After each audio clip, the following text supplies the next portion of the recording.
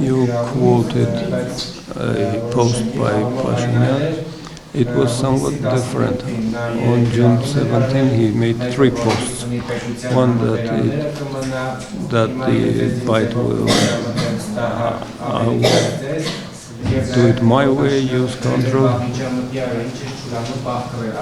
Why do you hide in a closet? Do you consider this direct influence over the judiciary or the law enforcement? And if yes, what would be the response to that? What are the legal processes to counter that? Maybe you could launch a case with the prosecutor's office or draw the international attention to that. And what's your expectation of today's hearing? If you consider him a political prisoner, Nikol Pashinyan counters saying that there are no political prisoners in Iran. Well, firstly, I want to thank you. I was trying to short circuit the comments, but you're absolutely right. Ես փորձեցի խուսանավել այդ երեք արտահայտությունները չմեջբերել, բայց դուք դրանք մեջբերեցիք. And in fact, it would appear to anyone to be orders to the court in terms of how to behave. Which is why I believe all these charges fail under Article 18. Ինչն էլ հենց պատճառն է նրա, ինչ եմ ես համարում, որ ըստ 18-րդ հոդվածի բոլոր այդ մեղադրականները փլուզվելու են. Because they're all brought for an improper purpose. Որովհետև անիրավաչափ նպատակ են հետապնդում. So, in respect to my hopes for this afternoon, Ինչ վերաբերում է այս օրվա երկրորդ կեսի դատական նիստի վերաբերյալ իմ մոտեցումից, let me say respectfully, they are limited. Ամենայն հարկանքով ասեմ, որ հույսերս բավական սահմանափակ են.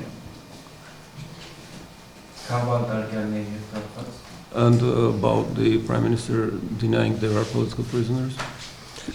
Look, I feel sad for Mr. Pashinyan. I really do.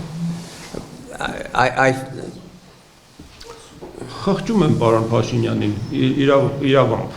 Because I think that he is a terribly fearful man. Fearful, insecure. Anyone who has to resort to the language he used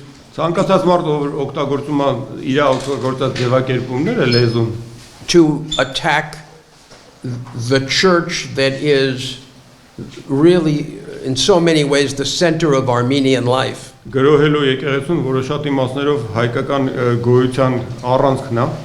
You feel sadness. Because to be honest, when you are up against a brilliant autocrat, you can be angry.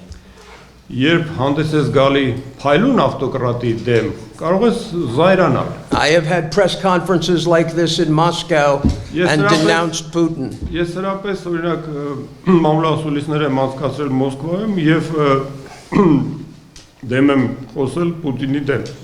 And was arrested for that.